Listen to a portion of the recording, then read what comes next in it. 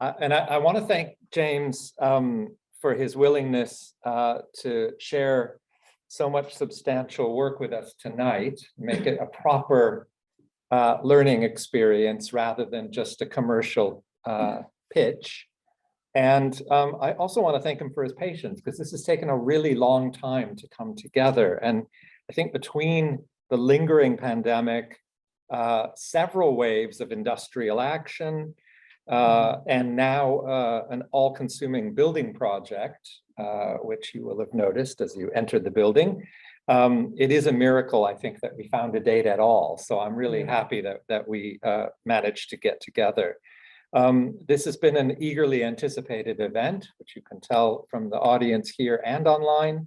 And I think that's both because of the author and because of the subject. The author, James, is both a fixture in the research community here in this building at the Warburg Institute, and something of a national treasure, widely known for his journalism and a series of scholarly books on sculpture, Michelangelo's bodies, self-portraits, and for the left-handed among us, a very welcome book on left-right symbolism.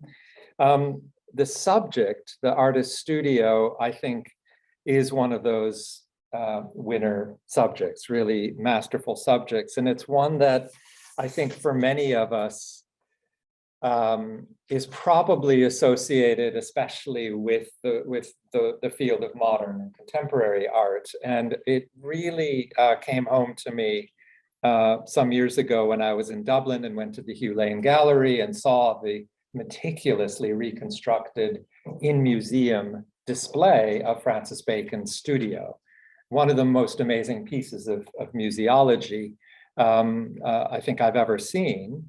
And there was when it opened, there was an exhibition, I have the little catalog for it here, about the studio. And here it is, we can look at it later if you want. But what's interesting about it is, first of all, it's very uncolorful, unlike James's very colorful book. But it's also very, very focused on the present. And I think it's tempting to see and to present the studio as the quintessential modern site for art. But what James's book, and one of its many virtues, is that it's a cultural history of the artist's studio, and it really does range truly from the ancient world to the present. And I think that will come through in the presentation we're about to see. But I'm very grateful to James for writing the book, and grateful to him for sharing this evening his lecture on Creatures of the Night, Nocturnal Art Making from Bandinelli to Picasso. And we will hear from James, and then we will have a chance to drink toasts to him and the book, and also to buy it. I borrowed this, by the way, the gang at the back. I'll pay for it at the end, so I promise. So James, over to you. Thank you very much, Bill.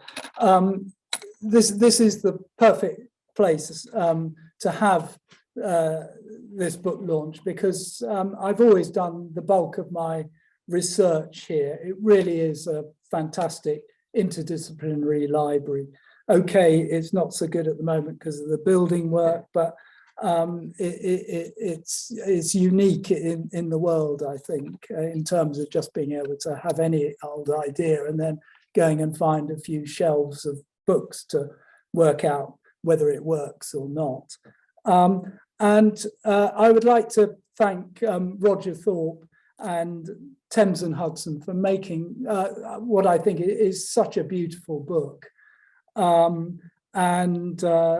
You know, again, I would recommend anyone to publish with Thames and Hudson. They're so meticulous about putting a book together and making sure that it works, you know, as an object as well as you know, just the text and images. Okay, so this lecture is based on a chapter about night work in the book. It came about because I decided to pay close attention to time in relation to art making at the studio, things like the differences between summer and winter schedules and the timetable of art making, stop, start, piecemeal and continuous working practices. In the first part of the lecture, I want to explore the emergence of nocturnal art making in the Renaissance, focusing on the two key figures in its promotion and mythologizing, Baccio Bandinelli and his former pupil Giorgio Vasari. The second part will argue that the popularity of the gloomy Claude glass from the 17th century onwards encouraged Thomas Gainsborough in the 18th century to work at night and in twilight. And in the third and final part, I'll demonstrate how painting by night became a crucial component of modernist art practice, underpinning the shift away from naturalism and into expressionism and abstraction. During the Renaissance, drawing by artificial light became a crucial component of the myth and reality of the visual arts. It not only had the practical purpose of lengthening the working day, especially in winter, it also helped increase the mystique of male artists and their workplace. The drudgery and difficulty of night work was transformed into a high-powered devotional act performed in private by an elite sect. Nocturnal drawing was decisively put on the cultural map by the Florentine sculptor and draftsman Baccio Bandinelli. Prior to him, only Dürer could claim to be a more inventive or prolific self-portraitist, though Dürer never made a print self-portrait or any image showing himself at work. His vanity, abrasive personality, fawning support for the Medici and monopolization of large projects, which he often messed up, inspired loathing in many rivals, including Michelangelo. For his peers and for posterity, Bandinelli's reputation as a sculptor was ruined irreparably by the beefcake brutality of his most important public work, the colossal Hercules and Cacus. But as we shall see, his prints were always admired and influential. Agostino Veneziano's widely disseminated print after a Bandinelli drawing is the first known depiction of an art academy. The inscription on the table proudly says Academy of Baccio Brandin in Rome, in the place called Belvedere, 1531. Brandin was his birth surname, Bandinelli, an aristocratic surname which he adopted. Bandinelli had largely lived in Rome from around 1517 to 25, working for two Medici popes. His students are making contour drawings based on Bandinelli's own antique style statuettes. Drawing or disegno was the foundation stone of the visual arts in Florence, and Bandinelli's Academy prints immortalized this ideology forever. Drawing of sculptures and of other drawings and prints, and later of skeletons, could be undertaken at night because they are monochrome media, making color distortion by artificial light less relevant. At night, all cats be grey, went the proverb. The single light source here means that contours and areas of shadow are sharply defined. The size of the flame is unrealistic, as it would emit clouds of smoke and burn too fast, changing the position of shadows. It would require frequent snuffing, cutting the wick to prevent it falling over and causing spillage, as we see in this luscious Flemish depiction of St. Jerome's candle. Flemish artists have pioneered night scenes with dramatic lighting and huge conflagrations in the second half of the 15th century, and they were hugely popular in Italy. The taste for conflagrations has been plausibly connected to the production of gunpowder in this period. Bandinelli's candle burns with sharp explosive force. The Belvedere, meaning beautiful sight or view, was the Pope's summer villa, built in the 1490s on a hill by the Vatican Palace.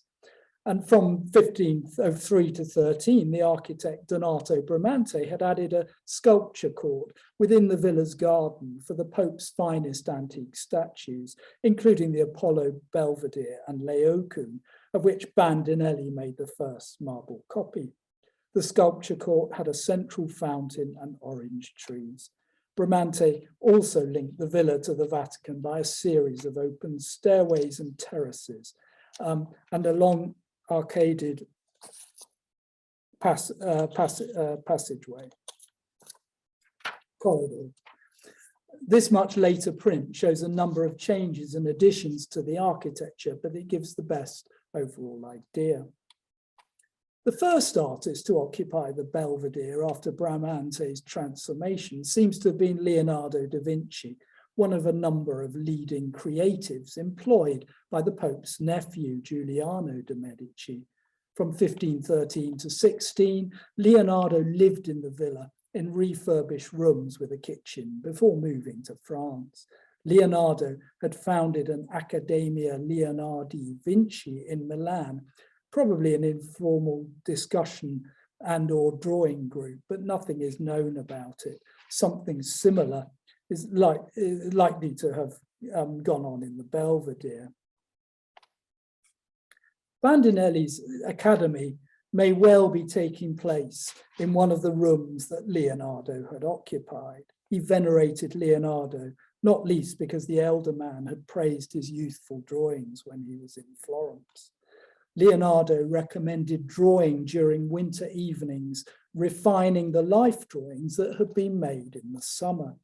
And in his academy print, Bandinelli is a sculptor equivalent of Leonardo, a literal keeper of the flame. The students are doing bold line drawing. This is partly because a single candle creates strong contrast between light and dark. Line drawing also crucially reduces the chance of eye strain. Here we see two comparably bold sketch drawings by Bandinelli, including one of a student drawing. By strange coincidence, line drawing is also being undertaken at night in this illustration to a Venetian guide to embroidery for elite ladies.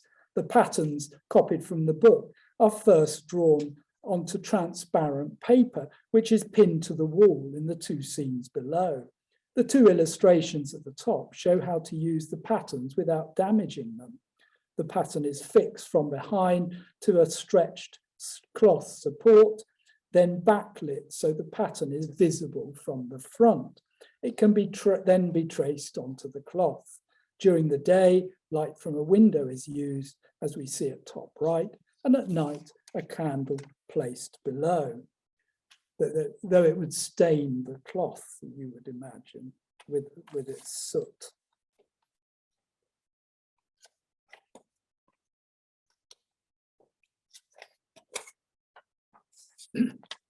Despite its villa setting, Bandinelli's academy is defiantly windowless and nocturnal. The beautiful views are inside, not outside. A powerful sense of wholeness and security is given by the cubic beamed space, and note the wonderful graining on the ceiling, and by numerous intact sculptures and objets d'art. The statuettes at the back court each other with dancers' gestures. A portable inkwell and attached pen case lie on the table.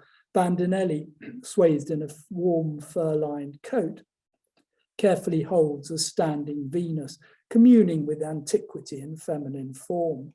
Leonardo found it useful when in bed in the dark to run the imagination over the surface delineations of forms previously studied, as he wrote in his notebooks.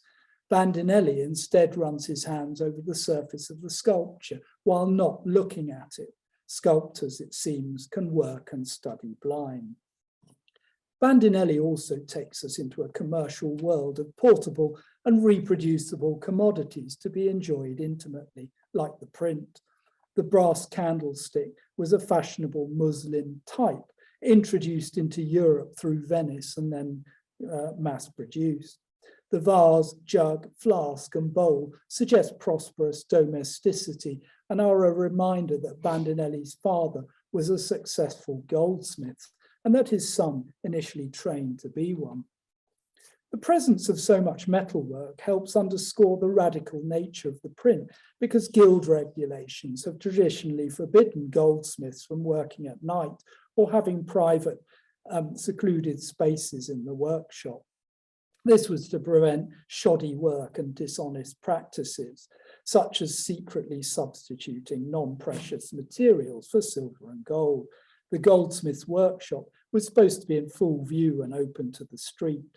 In this Florentine print, the goldsmiths, painters, and sculptors on the left all work in full view, the sculptor kneeling down in the street, while the musicians and scholars on the right are in a cozy cabal in enclosed spaces indoors. This is more the kind of setup to which Bandinelli aspires. The expense and danger of artificial lighting had traditionally limited its use. Many towns had curfews, which means cover your fire. Jesus Christ's injunction in John 9 carried weight and made sense. I must work the works of him that sent me while it is day. The night cometh when no man can work. There was no street lighting in European capital cities until at least the late 18th century. Tobias and Sarah are here ideal models seeming to sleep through their own wedding night and not currently using the candle. By the time of Bandinelli's print, night work and play was becoming more common in cities.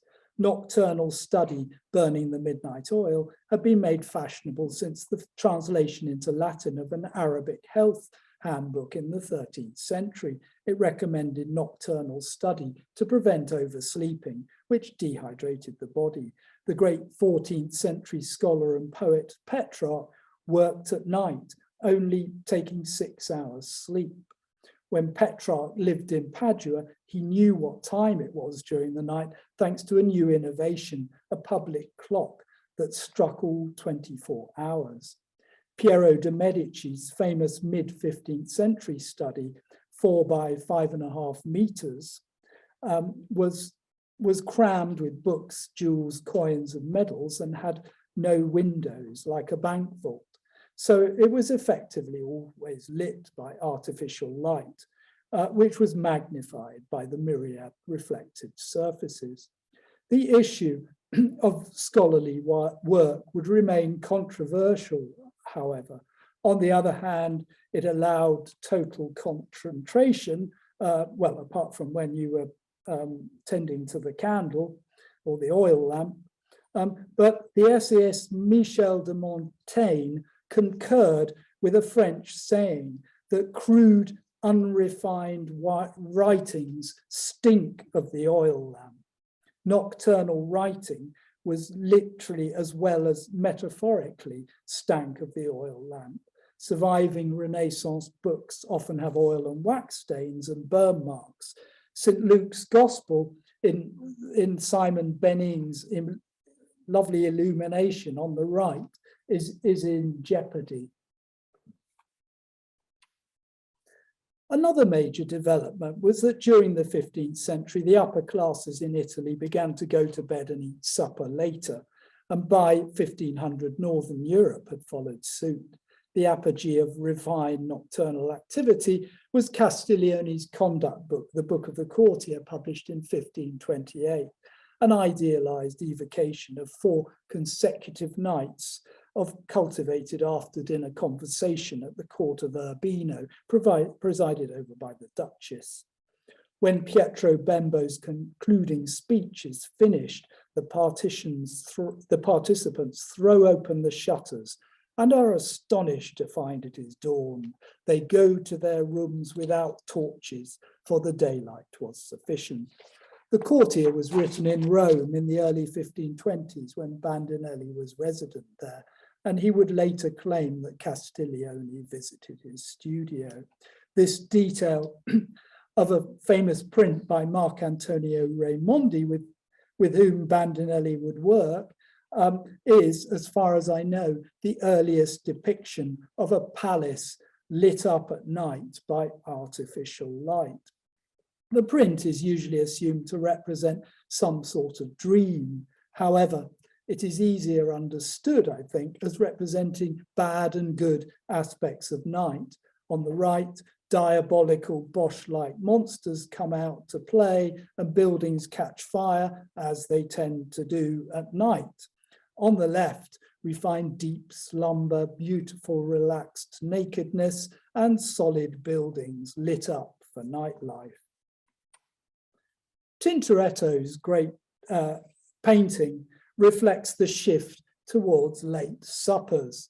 Traditionally, artists had shown the Last Supper taking place decorously in daylight. Here we are already in the dangerous dead of night, and they're about to get a sugar rush from the fruit course. When planning such night scenes, Tintoretto made clay and wax models, which he clothed and arranged on box stages, orchestrating light to simulate the effect he wanted.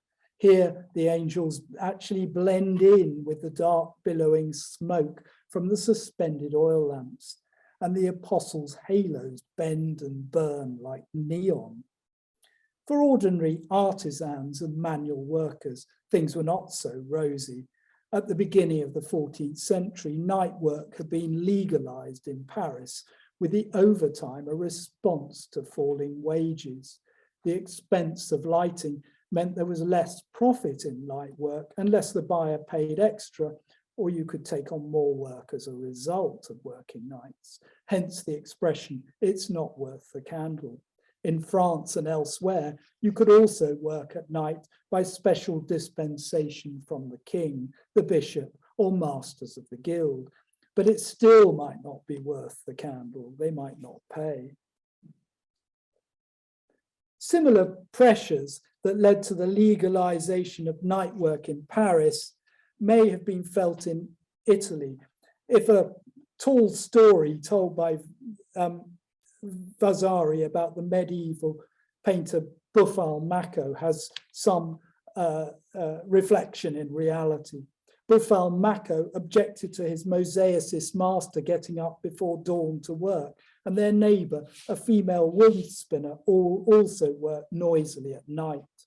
To get more sleep, Buffalmacco devised a ruse so both would think they were being plagued by demons who usually appear at night.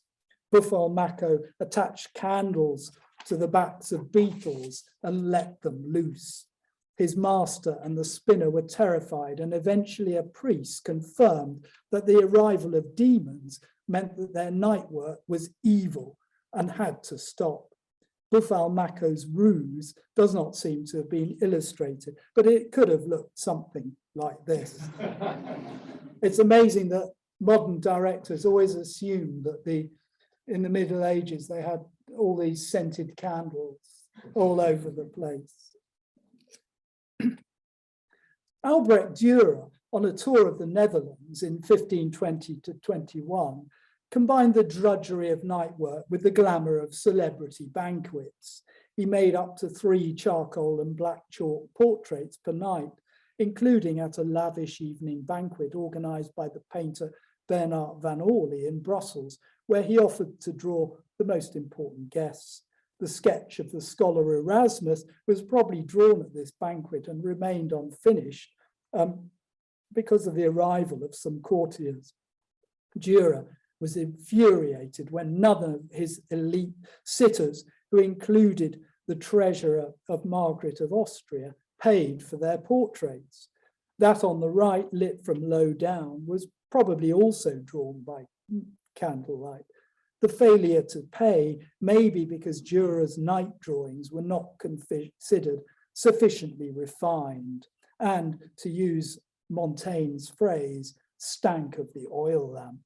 those present would have known Dürer from his prints, and unless they were aware of the latest Italian tastes for rough sketches, would have been disappointed by the lack of detail and precision. Because Bandinelli is wearing the same kind of fur-lined robes worn by scholars in the Academy print, it is usually seen in the context of secular scholars burning the midnight oil. However, the fact that Bandinelli and his 6 students are on papal ground in the Vatican is surely the crucial catalyst for the print, for it was the church, apart from Leonardo's prior presence, for it was the church that had pioneered collective night work. In monasteries, monks and nuns got up to worship, singing psalms and studying the scriptures, taking their cue from Psalm 119, verse 62. At midnight, I rise to praise you. Christ's agony in the garden, when he prayed to God the Father, took place at night after the Last Supper. Nocturnal vigils and services connected with feast days were also held in church. In the Latin translation of the Arabic health book that recommended nocturnal study for scholars, this section is called Vigiliae, vigils. The church was, in fact, by far the biggest consumer of beeswax candles, the vast expense justified by the belief that bees were virgins. Queen bees, I have discovered, only make one mating flight lasting between 5 and 30 minutes during at the beginning of their 2 to 3 year lives, so it can be missed. And drone bees dry immediately after matings, so it might look like they've just been given a big brush off. After the Reformation, Protestant churches stopped using candles, preferring whitewash and clear glass windows. Bandinelli's candles, or more likely candle stubs, would have come from the vast papal stock, and the box hanging on the wall on the right may be for candles. But despite all these precedents and parallels, Bandinelli uses night work to take the idea of art and artist into a new realm. The candle casts dramatic, show-stealing shadows onto the walls of the statuettes, students, jars and vases. At first sight, this would seem to be a reference to Pliny's famous anecdote about the origin of drawing, when Boutades traced her departing lover's shadow cast on the wall by lamplight. Bandinelli's pupil Vasari would turn Boutades into a man, drawing his own shadow in a fresco in his house in Florence. And this fresco is therefore the origin of man spreading. But Bandinelli's shadows are larger, as well as of drawing. But Bandinelli's shadows are larger than the source object, hinting at colossal future sculptures and at the magnifying, multiplying play of male artists' imaginations. Michelangelo believed night was the prime creative time because this is when babies are made. Only the dark serves to plant man, Vasari quotes him as saying. Night is, in fact, the prime growth period for plants, children, and young animals. The hyperbolic lighting takes Bandinelli's Academy far beyond the realm of reason and science. The key is the male statuette on the table. His left hand, reaching towards the flame, holds a tiny standing figure with arms outstretched. He must be the Titan Prometheus, who was punished by the Greek gods for stealing fire from Mount Olympus and taking it to earth, where he used it to make the first man. Here, he has just modeled the first man and holds him up to the fire to give him the spark of life. The first man has just woken and is now running away from the fire's heat. Florentine humanists considered Prometheus a sage rather than a thief, who stole the fire of superior wisdom from God and infused man with it. They interpreted his agony when punished, his liver pecked by an eagle, as the suffering experienced by thinkers and creative types. So despite the exertion, cost, and eye strain, nocturnal drawing visuals connected artists directly with the divine and the heroic. I don't know if you can see that, but Bandinelli seems to have known Marcantonio's print very well, and he may even have helped out with the little mannerist stick figures which are all running around in there. There is undoubtedly comparable complexity, risque subject matter and lighting to be found in Bandinelli's thrilling second depiction of a nocturnal gathering made in Florence, far away from the Vatican. Gentility is left far behind. Brutally mutilated fragments rather than intact sculptures are showcased. Instead of Bosch-like monsters and sleeping naked women at the front, there are terrifying skeletons and naked statuettes, evidence that human anatomy is now an object of fearless study by intrepid male artists. The gravity is that of a graveyard visited at night. And Bandinelli did actually make a drawing of a graveyard with skeletons coming alive. We could be eavesdropping on a wizard's coven. Bandinelli is the long-bearded man on the far right, but we are not privy to what he and his two students are looking at. The skeletons are a knowing nod towards Andreas Vesalius's recently published Bible of Human Anatomy, De Humani Corporis Fabrica. The myopic man standing by the fireplace is drawing one of the illustrations from memory. We now have more of the components of the academic curriculum of the future, skeletons, casts, and weighty books at the back, but they are laid out in an unsystematic, fragmentary manner, as though a bomb had gone off. Bandinelli doesn't here inscribe the print with the civilizing term academia. Diligent round-the-clock study is the bedrock of the artist's education and practice, but this is useless without the fire and lightning flash of inspiration which takes hold of the artist's mind and body. We now have three spectacularly starry light sources reshaping the palatial interior.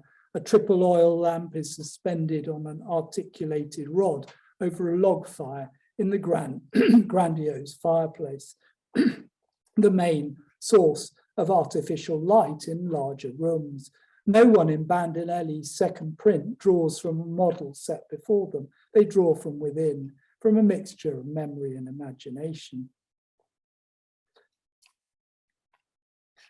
Bandinelli daringly reroutes the imagery of night nativities when his twin alter ego seems to stare entranced into an oil lamp, bathing his upper body in its dazzling rays. Night nativities were based on a vision of the birth of Christ experienced by the mystic Bridget of Sweden. Such an ineffable light and splendor radiated from the Christ child, she writes, that the sun was not comparable to it, nor did the candle that Joseph had put there give any light at all, the divine light totally annihilating the material light of the candle. Here, the nocturnal lamp is a secular God inspiring great art, thought, and deeds. Many of you may be thinking that this print is far too weird and alien, but it is in fact much closer to home than you might think.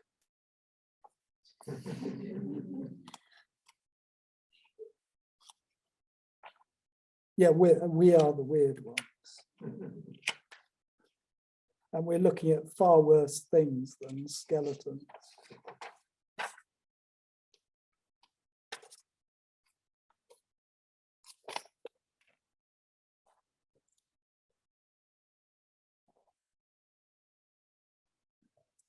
In his own biography, in the lives of the artist, Vasari tells us that in the lives of the artists, Vasari's biography of Bandinelli is largely a hatchet job of an envious and malicious man.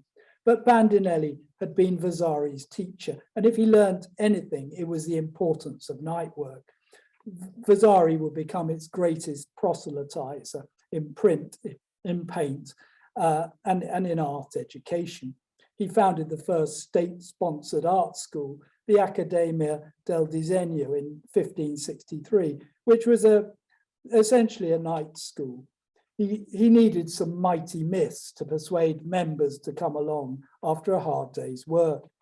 The decoration of Vasari's reception room in Florence, in his house in Florence, would be a grandiose celebration of night work. Here, he placed a fictive self-portrait bust over the fireplace, deftly positioning himself as a very upright and respectable Prometheus, with the inventor of drawing close by with his giant phallic lamp.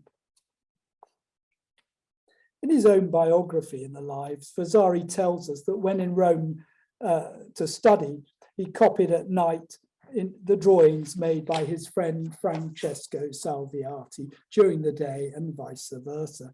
This commitment is in line with a nice anecdote he relates about Luca della Robbia, the 15th century sculptor. Luca drew by night, putting his feet in a basket of wood shavings to stop them freezing. We see this sort of activity at the back of another fresco in his reception room, showing a painter at work with 3 students drawing in a back room. I don't know whether you can quite see it. Anyway, the latter scene is straight out of Bandinelli, but it is Michelangelo and to a lesser extent, Leonardo, master of light and dark, who preside over the scene. Michelangelo is given pride of place here because Vasari concocts a very tall story to get him on board the night train. In old age, we are told, he rose to carve at night, doubtless one of the unfinished and broken pietas. He made a cap from thick paper, Vasari says, and over the center of his head, he kept a lighted candle. Vasari says he saw him using this hands-free head torch several times. The candles were not beeswax, but tallow made from clarified goat's fat, which are excellent, Vasari opines. That evening, he sent him 4 bundles of tallow candles weighing 40 pounds, a gift that was initially rejected. The story is a modern foundation myth for nocturnal artists, as well as an excuse for Vasari to boast of his friendship with the great man. Michelangelo likely drew at night, but no sculptor would carve wearing such a hat. Hogarth's absent-minded politician comes to mind. The paper hat would have been a fire hazard, and every time Michelangelo moved his head or struck his chisel, the molten tallow, which has a lower melting point than beeswax and is more commonly used in cooler climes, would have dripped and splashed. And despite what Vasari says about the excellence of goat tallow, the burnt wick of tallow candles needs trimming 8 to 10 times an hour to prevent guttering and to keep a consistently clear flame. And left unattending, they lose 2/3 of their brilliance within around 10 minutes. This is all from John O'Day, who did these experiments at the Science Museum in the 1950s. As the candle burnt, the angle of the light would also change, and Vasari would have known it was goat's tallow because of the smell. As Shakespeare in Cymbeline writes, base and unlustrous as the smoky light that's fed with stinking tallow. In the end, the story rather backfires and comes to symbolize the squalor in which Michelangelo lived as much as his drive. Vasari was faking a nocturnal art past. The painter painting at night, who looks a bit like Vasari, is equally implausible. Vasari never recommended painting at night, and the strong lighting from the front looks more like daylight rather than from the dim candelabra, which would send wax or tallow dripping down onto the painter. Vasari recommended drawing, not painting, from the male and female model, but only at the outset of an artist's career. The manly painter is loosely modelled on the Greek painter Zeuxis, who selected the best bits from 5 models to portray Helen of Troy.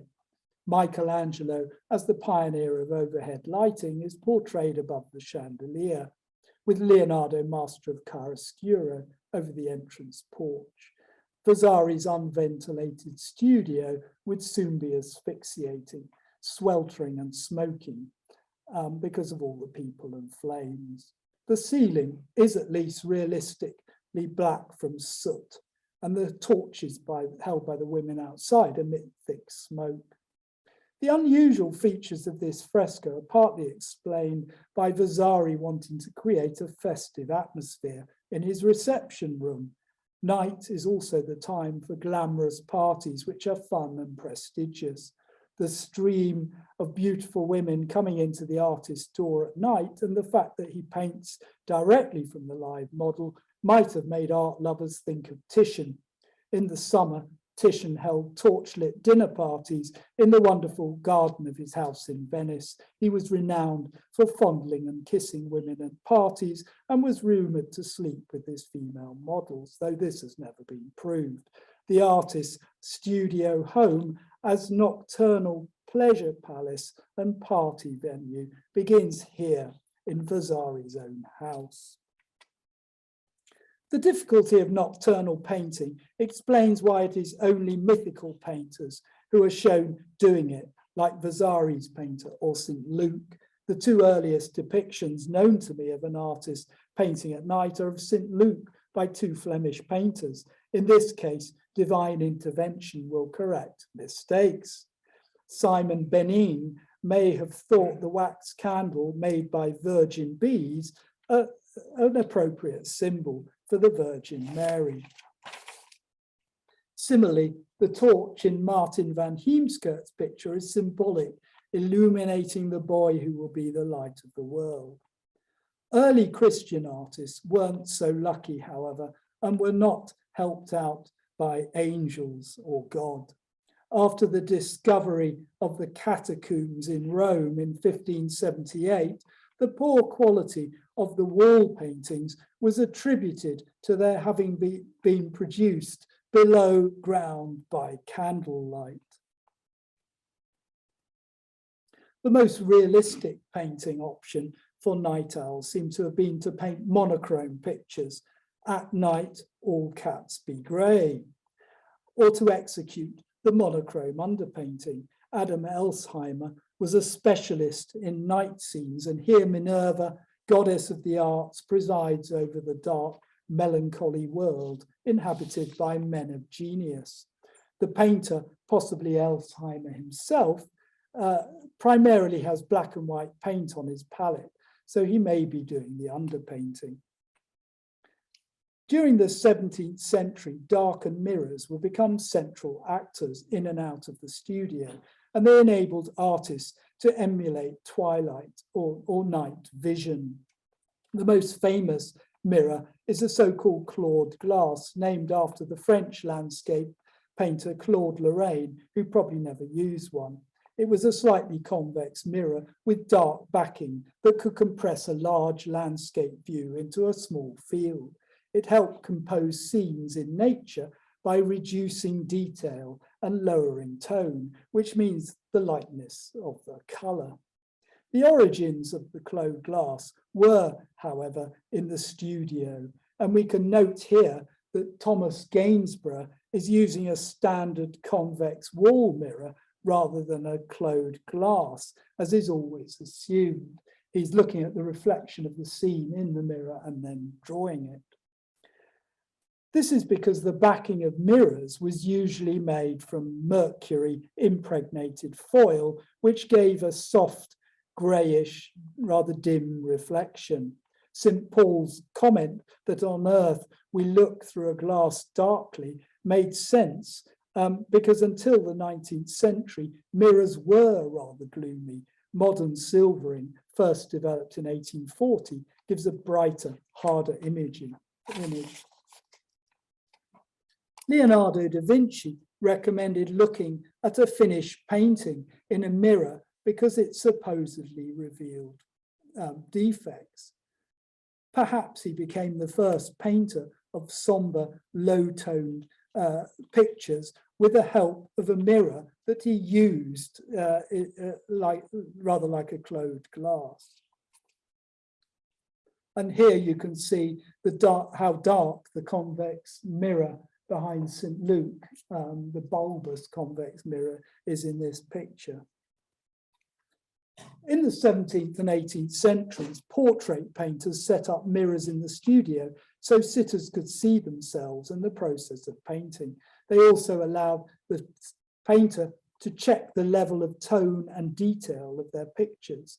You can see how ghostly grey the mirror image is of the king and queen, much less clear than the man in the doorway.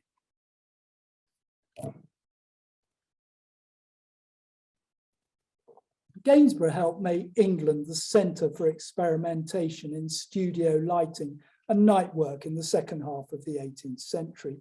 Foreign visitors found studios here to be unusually dark because of the use of small windows and blinds. A contemporary reported that when the sitters left Gainsborough, it was his custom to close the shutter, in which was a small circular aperture, that he might sacrifice all the detail in his works which he deemed unnecessary. The artist Ozias Humphrey said that in his painting room in Bath, even by day a kind of darkened twilight prevailed, and that whilst his subjects had been sitting to him, neither they or their pictures were scarcely discernible.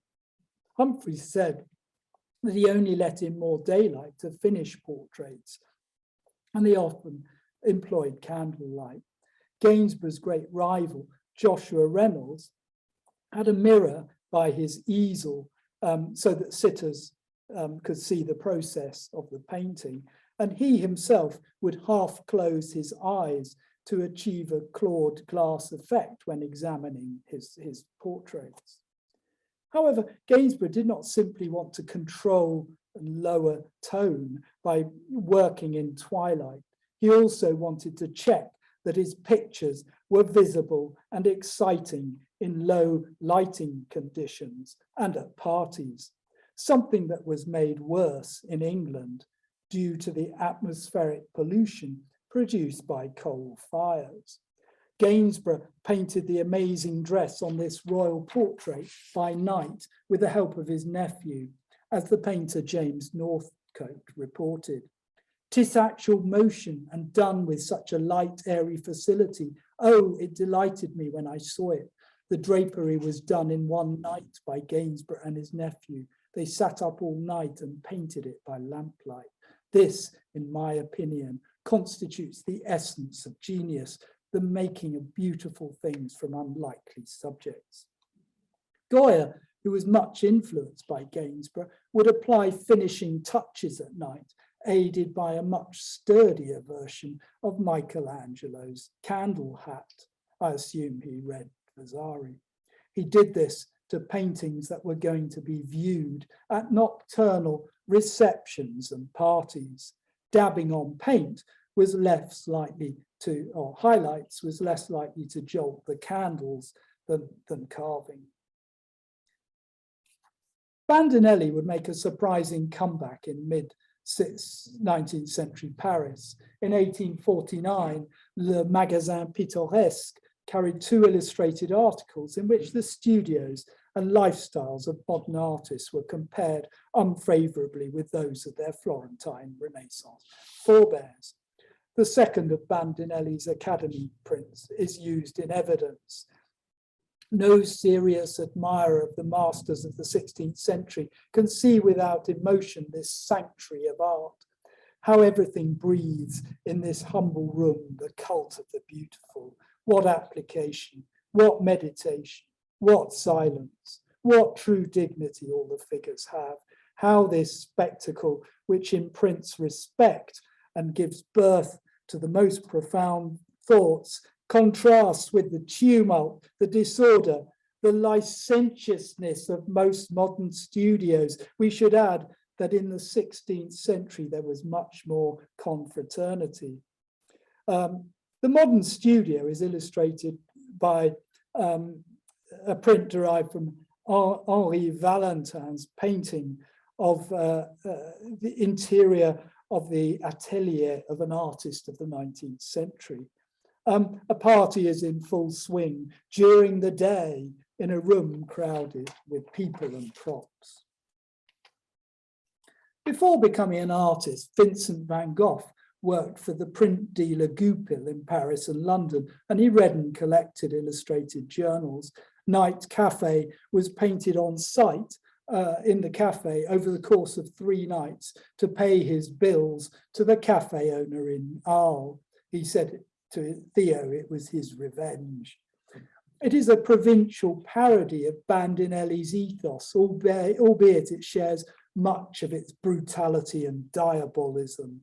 Van Gogh inaugurates an era when nocturnal painting and looking became springboards for the expressive imagination and for abstraction. The clock says 1/4 midnight.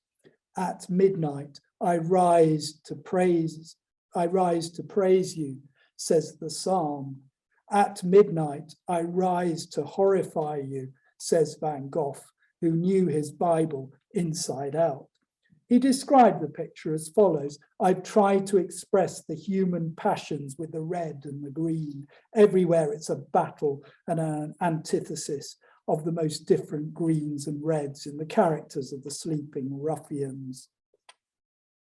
20 years later, the nocturnal battle of expressive colours will be central to Italian Futurism. The mythical origins of Futurism were nocturnal in a setting like one of Bandinelli's prints, but with the added extra of electricity.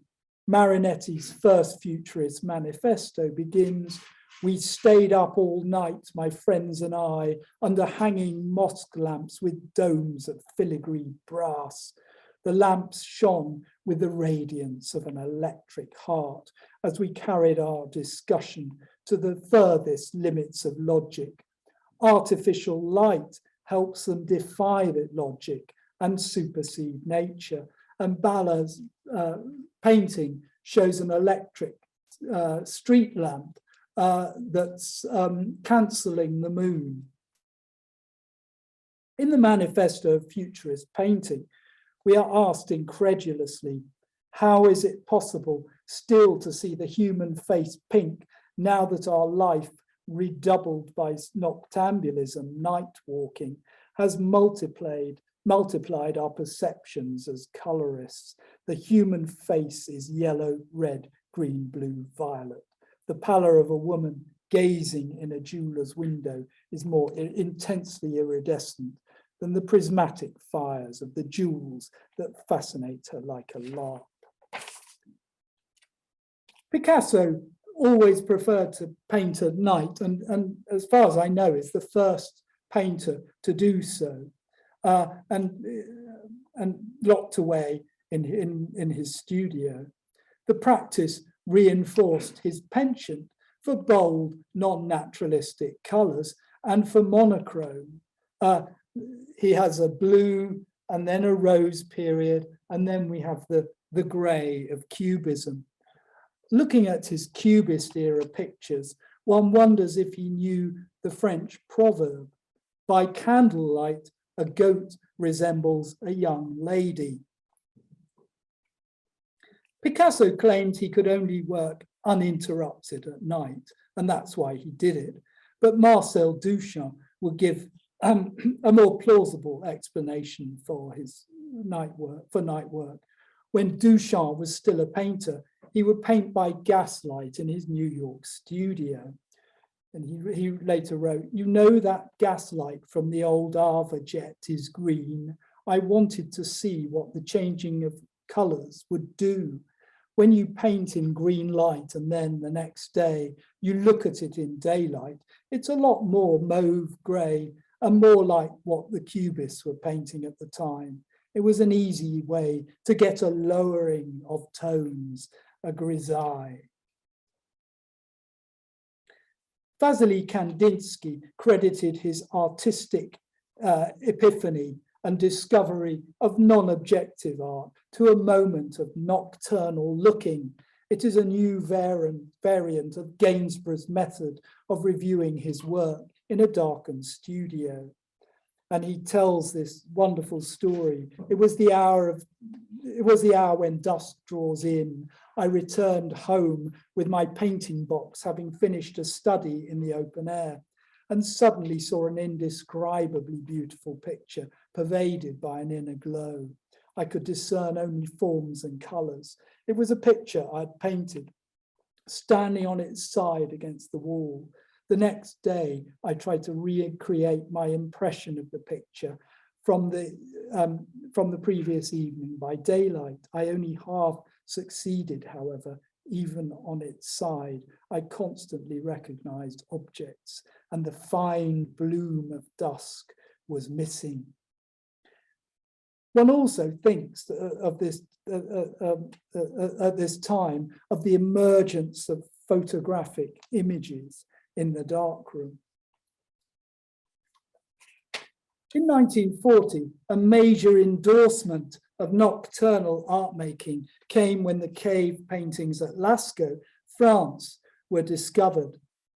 And they were treated rather more positively than the paintings in the catacombs.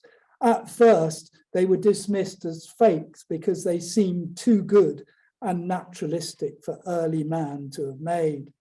But after the war, Picasso presented himself as a modern cave painter in photographs and films recorded at night in his barn studio at Valoris. In 1949, Gideon Mealy photographed him making space drawings using a light bulb on a stick and two cameras in the dark.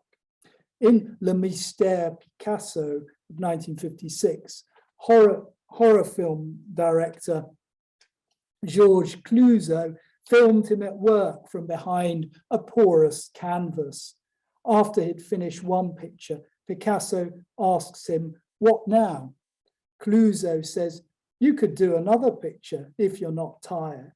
And Picasso, the inveterate night worker, says, "I could go on all night, but I won't, that's it."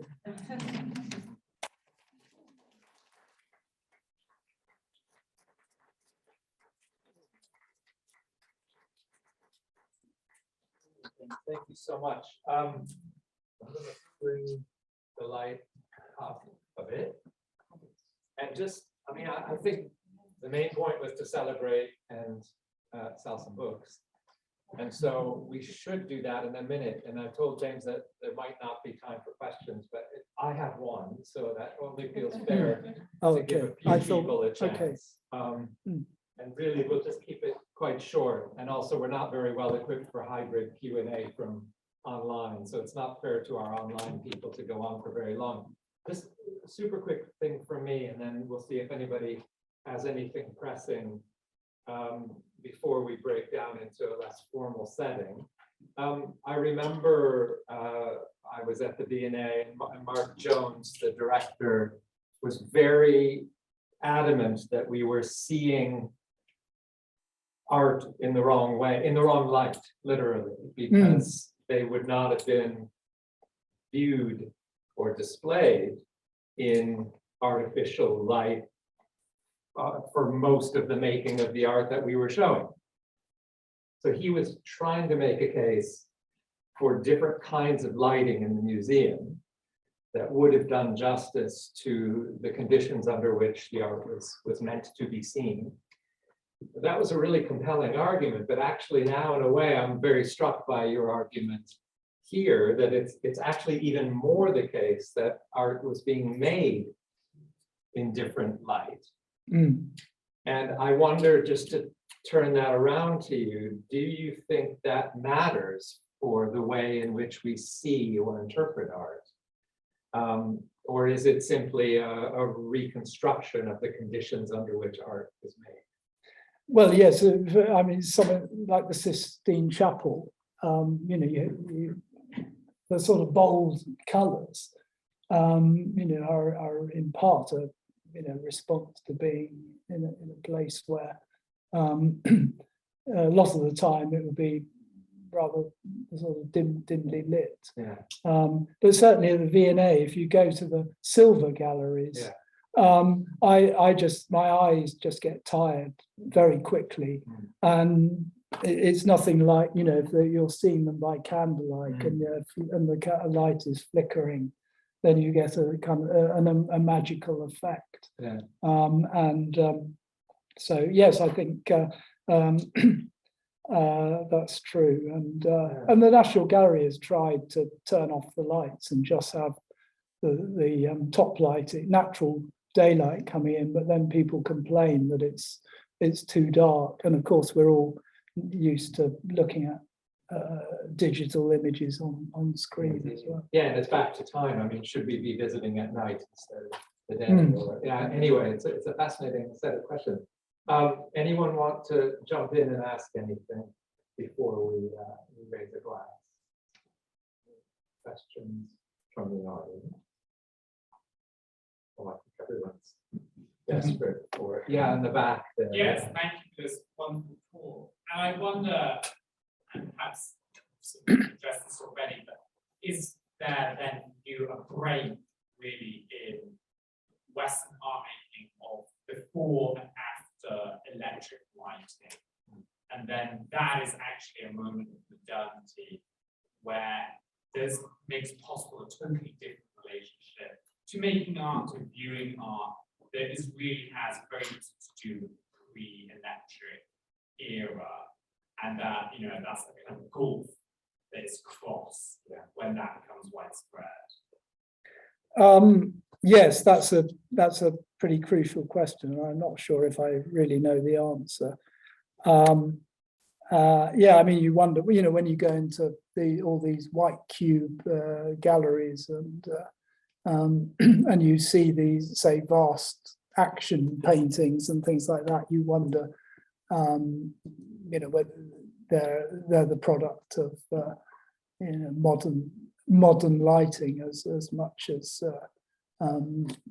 you know, developments in art history, I think.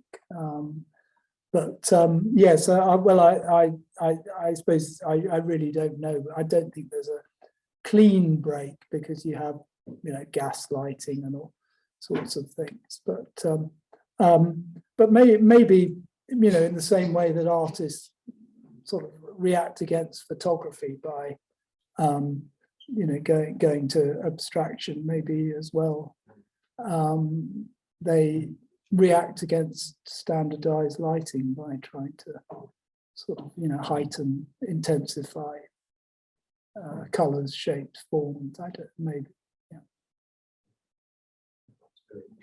If you don't know it, Wolfgang Schibelbusch, one of the great books on called Disenchanted Night, about the impact in general on European culture of the advent of electric light. And there's also fascinating work on the change of sleep patterns with artificial lights. It's a little bit controversial, but it also implies that the very imagination changes, or the access to imagination changes with the shift from candle to electric light, which could very well be true. And again, has a real bearing on the subject. Yes. Yeah, Gaston Bachelard talks about the loss of you know, imaginative capacity with the shift from candles. Fantastic. Well, we should drink. What do you think? Okay. James, thanks again, and congratulations. Well, thank you.